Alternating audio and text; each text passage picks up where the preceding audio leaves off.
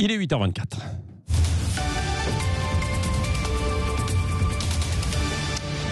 Et c'est l'heure de l'édito éco avec Éric Revel. Bonjour Éric. Bonjour Cécile, bonjour Patrick. Oui, Éric, alors de bonnes perspectives de croissance économique, Ouais. ce qu'on a entendu hier, ça fait du bien, mais c'est assez étonnant quand même, au moment où l'on ne parle que de la croissance de l'épidémie. Oui, l'économie française se redresse plus vite que prévu. En tout cas, foi de gouverneur de la Banque de France. Deux chiffres pour illustrer cette foi du gouverneur de la Banque de France. Un bond de 16% de la croissance sur juillet ou de septembre. C'est remarquable.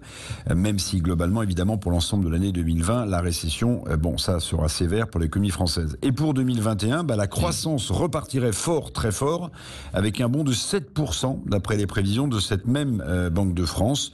Tout irait bien, donc Patrick, dans le meilleur des mondes, après la grisaille de la crise sanitaire, l'embellie du monde d'après. Mais voilà, c'est bien plus compliqué que ça, parce que vous savez, finalement, je fais un parallèle, l'économie c'est un peu comme l'insécurité. Il y a le sentiment de croissance, comme on parle du sentiment d'insécurité, puis il y a la réalité des faits et des plans sociaux au quotidien. Qu'est-ce que vous voulez dire? Que la prévision de reprise économique n'est qu'un sentiment, que la réalité sociale quotidienne des Français, elle n'est pas celle-là. Je ne sais pas si c'est un sentiment, c'est une projection, mais c'est vrai que la réalité, le ressenti des Français n'est pas celui-là. C'est exactement ça, Patrick. On nous parle d'un rebond de croissance. Bon, très bien, on le prend. Mais regardez, tous les jours, il y a des plans sociaux annoncés. Rien qu'hier, à l'INEA, l'enseigne d'ameublement, qui ne va conserver que 9 magasins sur 26, qui va alléger ses effectifs de 1000 postes. Ça a été annoncé hier. Rien qu'hier, tiens, autre exemple, Airbus annonce pour la première fois de son histoire, de possibles licenciements secs, alors que déjà 5000 départs volontaires rien qu'en France, dont 3500 à Toulouse, sont prévus chez l'avionneur.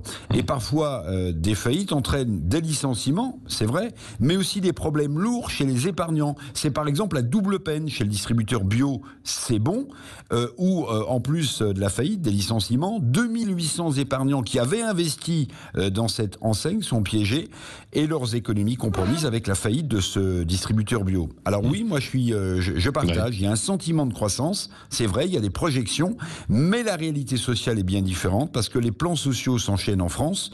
Parfois, d'ailleurs, l'effet d'aubaine d'une crise sanitaire qui a bon dos est saisi avec ardeur par certains, mais on le constate, et on va le constater de plus en plus, et notamment à la rentrée, en janvier, sans doute, le chômage continue son envolée, il y a une perte de confiance, et donc forcément un impact en retour sur la croissance. Qu'on le veuille ou non, la réalité finit toujours par rattraper le sentiment, qu'on soit dans l'insécurité, dans l'amour ou dans l'économie, et cela qu'on parle justement de sécurité ou d'économie.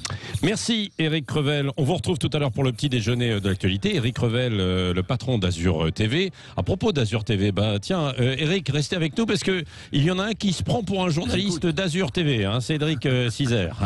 Bon, non, mais c'est de l'ironie, c'est de la dérision, c'est de l'humour surtout. Oui. Dans un instant. Il sera avec nous, ne bougez pas, il est 8h29.